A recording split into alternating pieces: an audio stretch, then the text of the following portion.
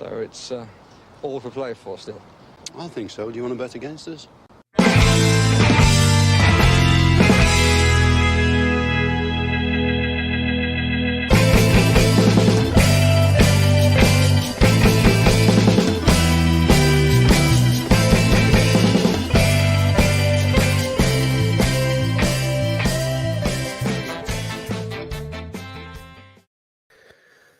Good evening, everybody. Welcome to For the Love of Paul McGrath podcast.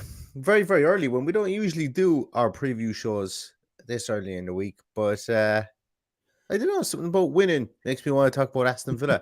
That and the fact that I'm chock-a-block for the rest of the week, so I probably wouldn't have got to it until Saturday morning at this rate. But delighted to be doing it tonight on the back of a win.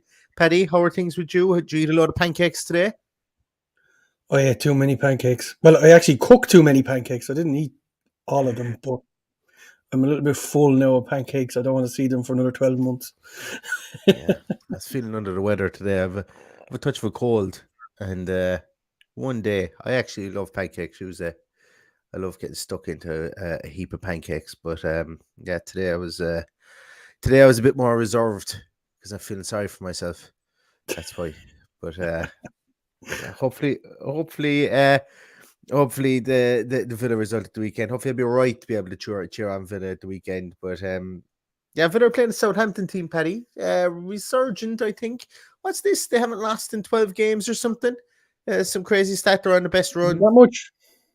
Something mad, anyway. Yeah. They lost the Wolves. They lost the Wolves in January. That's hardly 12 games ago. Other than that, they haven't been beaten since the 11th of December.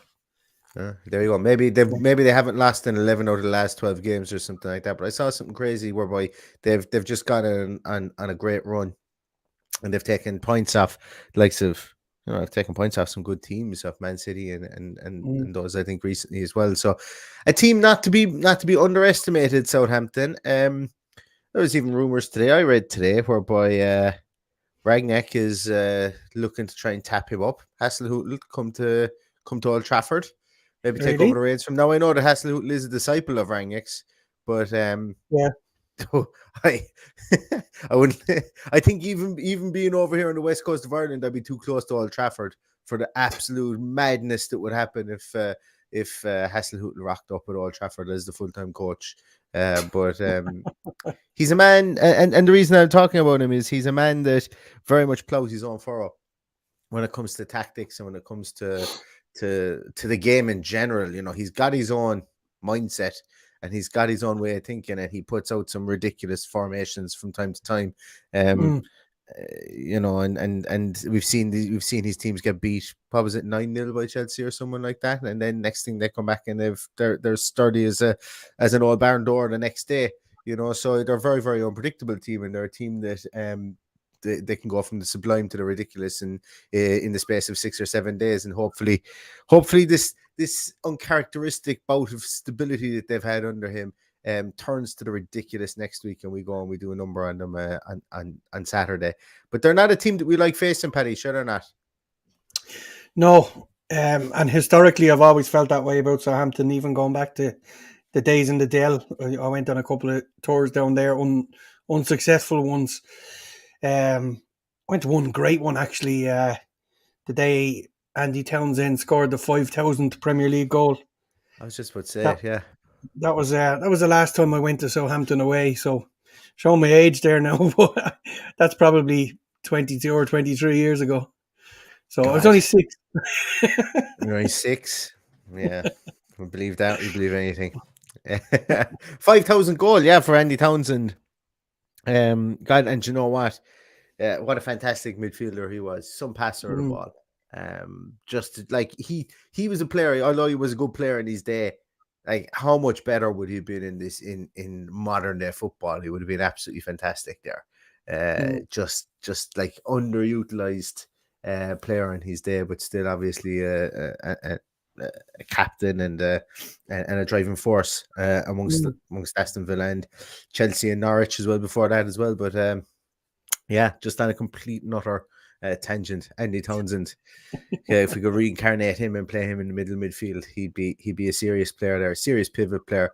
But Southampton hasn't been very, very, very good for us. And you know what, Paddy? We were talking about it off air there beforehand, and we're waffling a bit here, but like they just seem to have players that love playing against us. Like Theo Walcott does nothing all year, scores against Aston Villa, or it's his best game of the year against Aston Villa.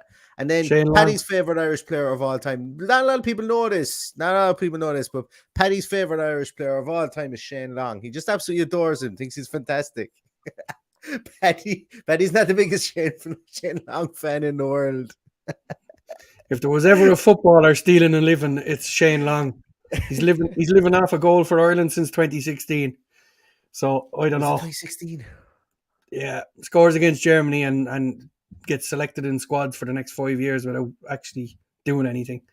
But he hasn't been around the squad in a while. But always turns up against Villa, which really bloody grinds on me now, I can tell you. Maybe since his West Brom days, he has a bit of a dislike for them. I don't know where that comes from, but always seems to come up trumps against us or at least cause us trouble. Unless probably won't be playing now after all that. No, I'd say he'd probably get a run out tomorrow in the FA Cup, because that's something we want to talk about as well. They do have a game between now and us, so we aren't even though we're coming to you on a Tuesday, they could have completely different outlook on what their team is going to be come Saturday. But Southampton also have a certain Nathan Redmond as well, who I like him as a player. I think he's good. I think he's not outstanding or anything like that, but he's a solid player, and he always tends to show up against Villa as well. Obviously, an ex-Blue Nose, and someone I think that relishes playing against Aston Villa. And another tiny little piece on this as well. Southampton went on a kind of a foray for fullbacks this season, and they signed Livramento, who Aston Villa were very, very heavily linked to it as well, and very much so almost signed him, but he signed for Southampton, and unfortunately I think he's out for the rest of the season, or he's going to probably be out for this game anyway. And they also signed Thierry Small, I think a nephew of Brian Small, if I'm not mistaken, former Aston Villa player, and from Everton, and it was almost, it looked like a nailed on situation that Thierry Small was going to sign for Aston Villa's youth team, but I'd imagine he's going to get a start for Southampton tomorrow at left back as well. So there's tentative connections, I think, between the two clubs and the way that they're looking at things, and going to take a look at how they shaped up against Everton. Didn't want to take how they shaped up against Norwich, because they always had Norwich's number. They completely controlled that game.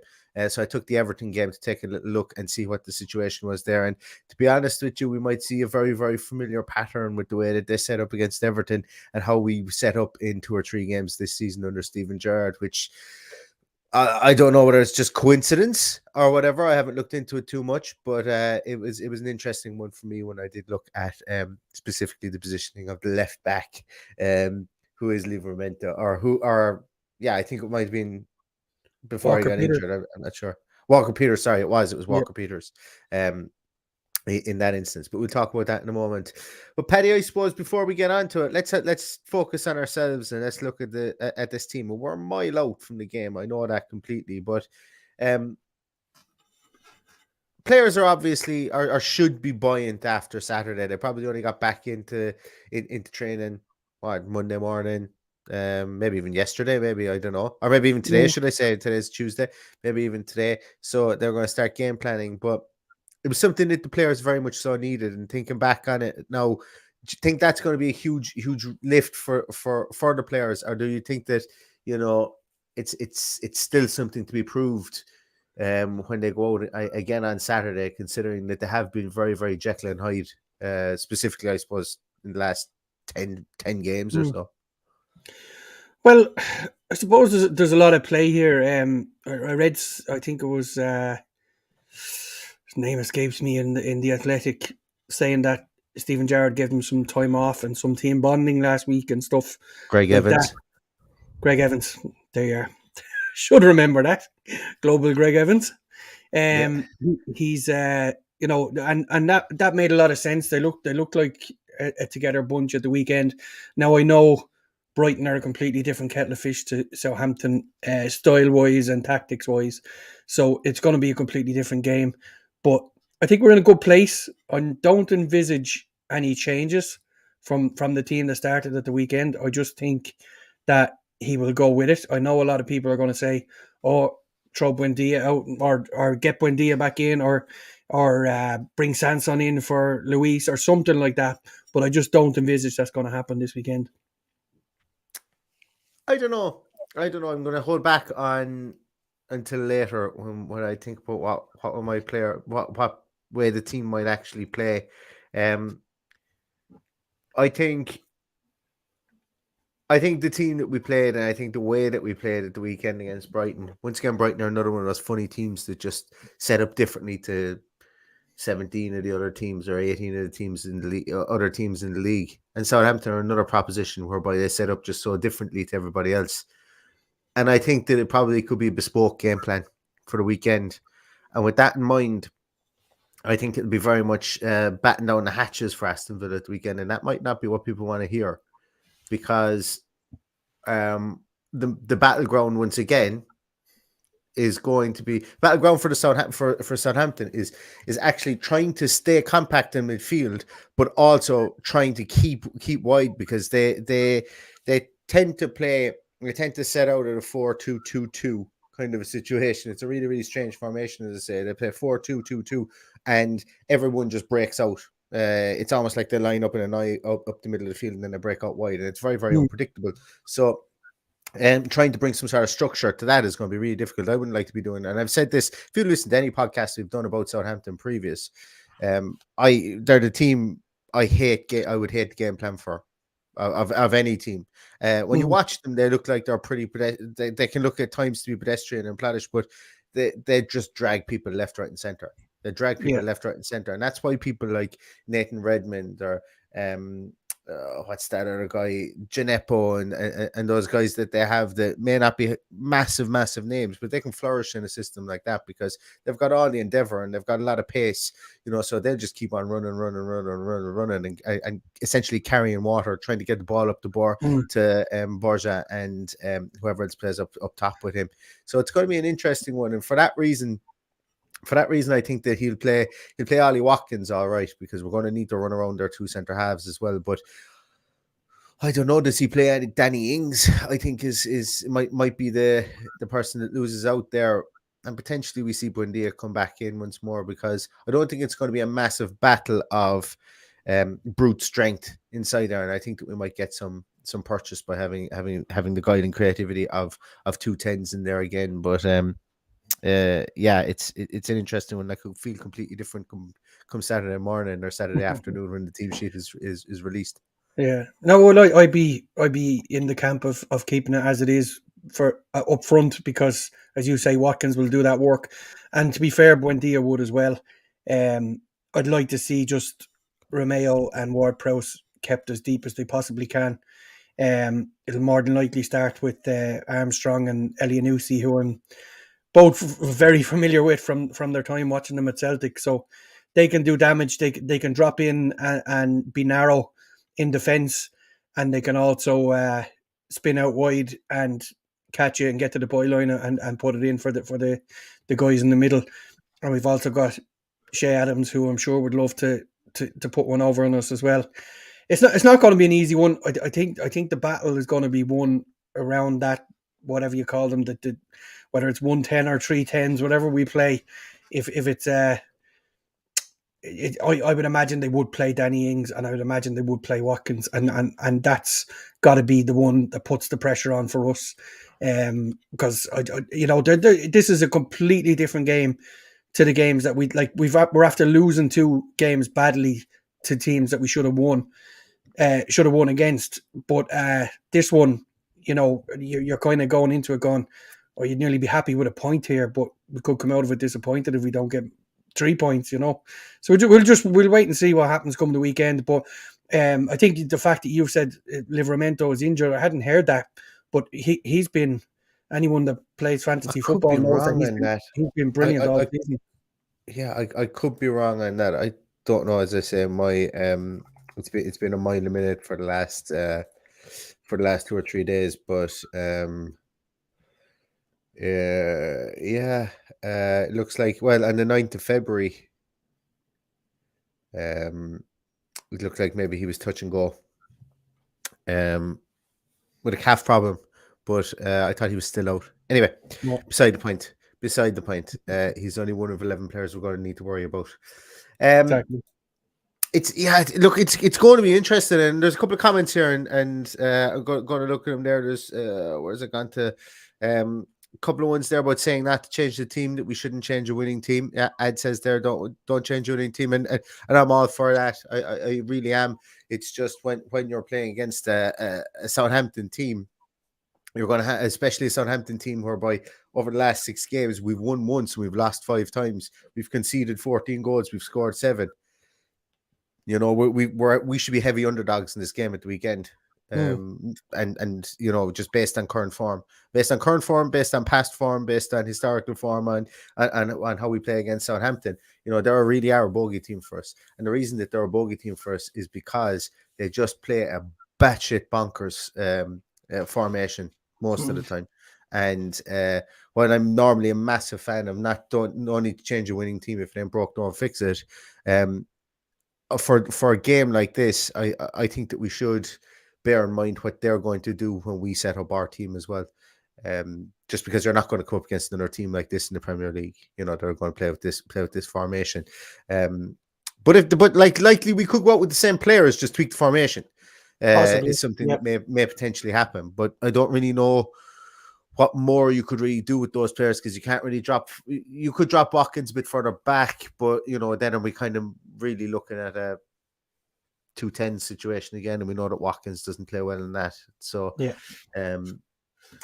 a really, really strange one, because Southampton like to put up goals against us. Like, even looking at this, going back as far as 2016, they scored 4 against us in 2016. Scored 3 against us in 2019, 2 against us in 20, 4 against us in 2020 as well. Then we beat them 1-0, and then they beat us 1-0 then in November of this year. So, you know, historically they have put up goals on us, and we've struggled to deal with this particular group of players have struggled to deal with their formation previously too. So hopefully we've come to terms with that, and we've learned what they're about, and we can get the better of them. Where is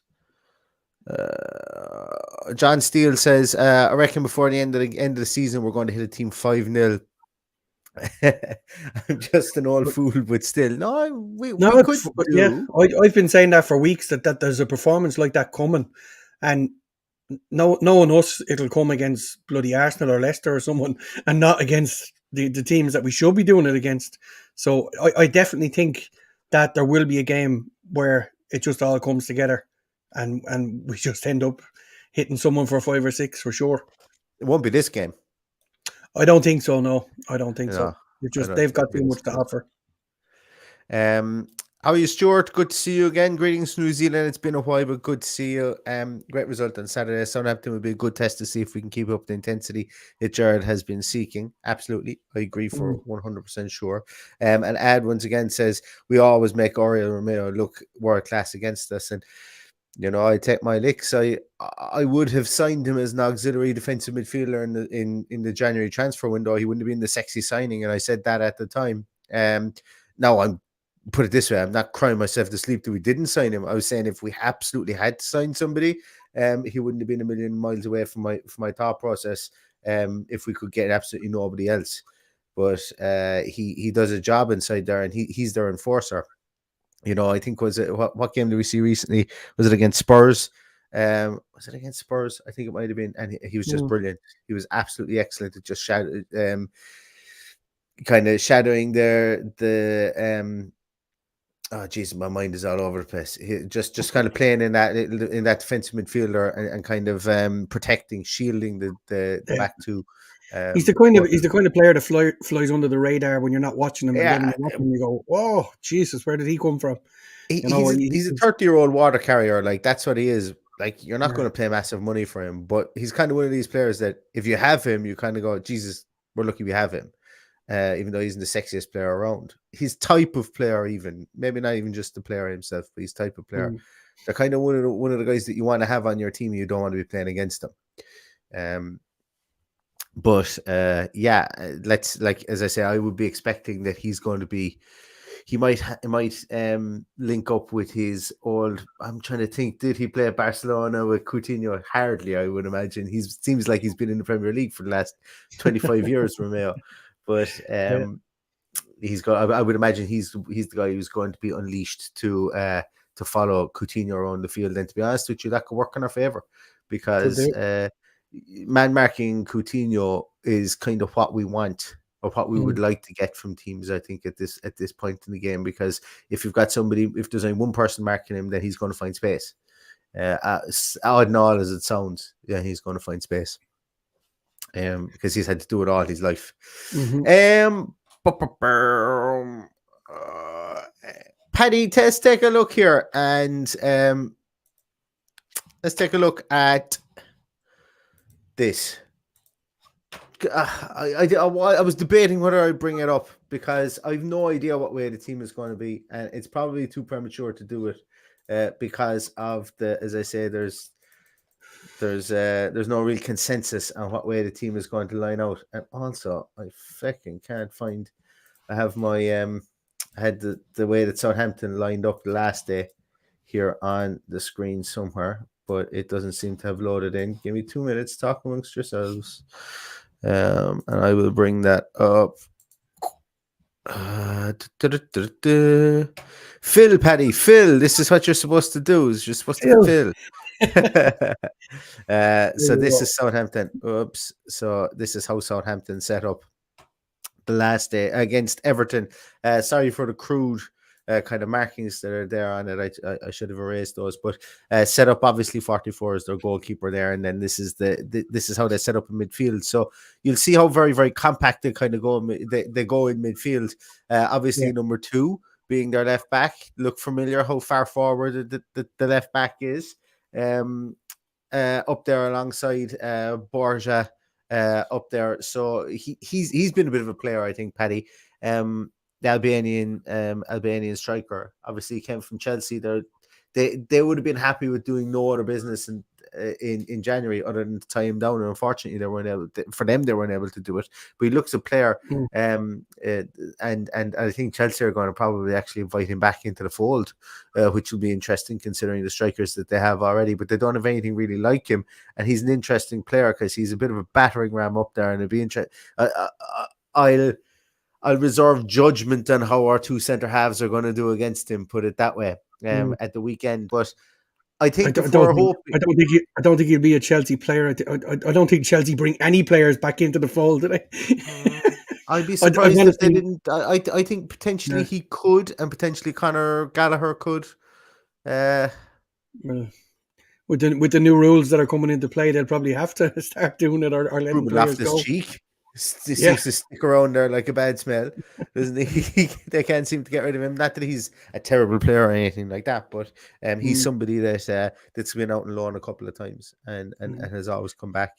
The one thing that worries me looking at that, how congested that is in midfield, is that we revert back to that, pushing our fullbacks high up the pitch and tucking in the 2 boys, and that's not what I want to see. Given that I haven't been to Villa Park since the 1st of December and I'm going this weekend, that is not what I'm going to look at. I hope to see what I saw at the weekend, a team that plays well and barely even gets out of third gear and goes and wins the game 2-0. I'd much rather see that than see what we've seen in the 2 games previous. But looking at the congestion in that midfield and the fact that they do play that 4-2-2-2, I can honestly see why he would do it, but I hope not. This is what you do, Paddy. This is what you do here. Keep them honest. Bring on the fast boy. Play him out here, and let Coutinho then come in, and let Coutinho roam from the left-hand side last week like you did. Let him roam away there. Bring in, even if I don't know who Bailey comes in for, but like let's just say you've got Watkins up top, and you bring him in here to run in between the 2 centre halves like this. Like they will bring Romeo out here. They will need to bring him out here if they if we go with that kind of 3 up top kind of situation that we had. There's no way they can push their left back up as high as they would have here. Because if we get the ball to Leon Bailey there and he gets outside here 1-on-1 with who is that? Who plays Walker Peters? That's not Walker Peters there though. Is it? The Walker Peters is going to be His left back. Yeah. their left back. Yeah. But I can't remember who the two centre halves are. I'm having an absolute nightmare here. This head call is kicking the shit out of me. Salisu and Bednarak. Are there two centre halves? Yeah, so Salisu is good. I like Salisu, and Bednarak is there. Livermento is actually back. He played against Norwich at the weekend, so I don't know where I got that he was injured from there. But Livermento on the right hand side here. Yeah, let him up against Coutinho. I have no problem there. I have no problem with Livermento going back and forward there with Digne and Coutinho this side. But I think that we could catch them out there if Walker Peters doesn't want to go forward like he did against Everton and Norwich. And this is the mapping that they had against Everton, not against Norwich. Bear that in mind as well. But you've got Romeo here and Ward-Prowse to play very, very close together. Elianusi, as you mentioned, Paddy, Elianusi stays further forward. Borca and Shea Adams hog the middle. And this is what I mean by they hog the middle here and then they break outwards. Armstrong breaks to the right. Shea Adams goes and supports him. Borja usually holds the center here as well, and Elianusi can whip in across there. But Ward-Prowse and Romeo are pretty stagnant back there. You know, Ward-Prowse does get forward, all right. You know, chip balls into the box and take his free kicks and all that stuff. But he isn't the McGinn type that kind of bombs on forward and has all that energy in the world. With Elianusi and particularly Armstrong, there's no need for him to bomb on forward because that's it. They're two boys that just get into that McGinn position on either side of the pitch. And Stuart Armstrong is a worry for me. He's deceptively quick and very, very, very, very skillful on the ball. So he's one that needs to be marshalled and looked after. So that's, a worry for me. And that playing two up top, it just worries me that we revert back to that, letting the fullbacks bomb on and letting McGinn and young JJ do the donkey work, which I hope it doesn't come to. But just look at how congested that midfield is. It's scary. Yeah. And once again, we're going to have to go laterally, like against Brighton. And that's why I know it's not going to happen to bring in Leon Bailey and play him in there and use his pace. I know it's not going to happen. But if you did want to stretch this Southampton team, look, I'm obviously very aware of the fact that, you bring on Leon Bailey there and Walker Peters gets that far forward. And Leon Bailey doesn't do a tap of work coming backwards in defence. He just doesn't. He didn't do it under Peter Bosch at Leverkusen. We haven't seen enough of him, but anytime we have seen him, he doesn't do that doesn't do a ton of that defensive work. But there will be tons of space there for him. Whether he starts or whether you bring him on, I think this could be a game for him that he could find some space later on, even if he comes on and we want to change it up. But I'm sure if you go back through the heat maps, you'll see Livermento in that Walker Peters positions on a number of occasions. He strikes me as somebody who's very good going forward, but defensively a little bit neglecting what he should be doing. So that's an area we could exploit, but he's just as likely to exploit us because he's a fine footballer. Yeah. Obviously, I think I think as long as the two of these boys are fit, they're going to play in that position. I think Matty Cash is obviously going to be in there as well. Look, we might as well just do it since I've brought out the team. Now, what I think is going to be super important here is as we see all these players here, Douglas Luiz is going to need to be, and we've said this 1,000,001 times this season, but Douglas Luiz is going to almost need to come back here like he did in the first couple of games that Steven Gerrard played. Douglas Luiz more or less played inside here. We have to have him as a pivot. We have to have him staying there, marshalling and not going very far forward, which to me then means that we do keep our fullbacks back and we allow McGinn and where's he gone to? Ramsey. I would imagine it would be McGinn and Ramsey then would play opposite sides. McGinn and Ramsey then would play in maybe these two positions here. But I can't see how Steven Gerrard can go back to getting our width from our fullbacks. I just can't see it. Not after the Brighton game. We just look so much more solid. And if we do that, we'll get overrun by Elianusi. And as you said, Stuart Armstrong, like I always say that Ryan Fraser, Matt Ritchie are my irrational fears. I don't know why, but I just get terrified every time I see the two of them because they just do this stupid stuff of just playing 1990s football. And Stuart Armstrong can be very much like that. And Stuart Armstrong can just take a lash of the ball from 25 yards and sails in the top corner. And he just he does the basics right, and he's not like he's just he's a nuisance type player is what I would refer to him as. So we have to pay him respect. Elianusi was really good against us last time we played as well. So I think by playing that bit of pace, you keep them honest. You maybe keep Walker Peters back a small bit further, creates a small bit more space here for maybe McGinn or maybe for Cash to go forward. But if Walker Peters is going to play high like that, I think we need to have someone parked out here. If you think about what Leeds did to us last season at Villa Park when they beat us 3-0, and Matty Cash kind of got small bit of a lesson about the Premier League. Jack Harrison literally all Jack Harrison did was stand here. That's all he did for the whole game. And he got more ball and he caused more hassle because every time we got bogged down, every time Leeds got bogged down, they just turned around and booted the ball over the side of the field. And there was Jack Harrison all on his own because Matty Cash was trying to do something up the field. So Matty Cash was maybe up here trying to do something up the field. And we're going to have to find a way to utilize somebody like a Leon Bailey in that instance. Now we could very easily do it with Buendia as well. I just think with his pace that Leon Bailey, and I'm not saying specifically from the start, you could very easily have Ollie Watkins play out there and Danny Ings play through the middle. But I'm thinking that this game, if it does pan out anything like it did against Everton, that if you've got that latent pace from Leon Bailey, it can really keep a team honest. And that's an old school view, but it's something that still works in the Premier League.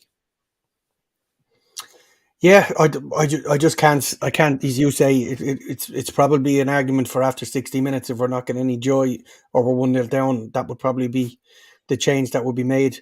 But I just don't see Leon Bailey from the start. I don't see any changes, other than maybe brings Buendia back in, but that's going to be at the expense of Danny Ings because he's not going to drop Ollie Watkins now after scoring his goal and telling the fans to believe in him. And we'll see what happens with that one at the weekend. But as you say, that midfield position is the most important. I'd love to see McGinn and Ramsey drag those guys deeper into their own half rather than them sitting and letting the fullbacks do it. Yeah, I think so too. Suppose time dependent, we might come back. No, I'm not going to commit because I've got a very, very heavy heavy workload for the rest of the week, so I don't think I'm going to get on between now and Saturday. Specifically not going to get on around this time of the evening anyway. So we will be back for sure with a team sheet tantrum at 10 to what is it? It's always 10 to 2 on a Saturday. We'll be back with a team sheet tantrum. Look, I suppose it's difficult to kind of figure out what we're going to do, but I think the biggest thing here is looking the way Southampton play, and the way Southampton play, although they are kind of conjurers of a different spell that we're used to, they do give us options in how we can go against them. And they will need game planning for sure. And Michael Beale is going to earn his salt if we do come up with another game plan. But I just wouldn't be putting everything into us playing exactly the same team in exactly the same way against Brighton. Against Southampton at the weekend, but could be wrong. Everything is up for grabs, I suppose, in a game like this. So we're going to leave it at that, guys. Thanks so much to everybody for watching, for listening, for everything that you do for the podcast. Really, really appreciate it. As I say, we will be back with a team sheet tantrum at 10 to 2 on Saturday. Stay safe, everybody. Provided I can get phone coverage, that is. Oh yeah, I forgot you're going to be there. I was actually supposed to be there as well for this game, but no, won't be there. But I will be over at the Norwich game, as I said previously. For sure, I'm going to that one. But hopefully we'll have you from inside the ground to be able to give us a little glimpse of what the atmosphere is like. But stay safe, everybody. Thanks a million for watching, and all that's left to say is up the Villa. Up the Villa.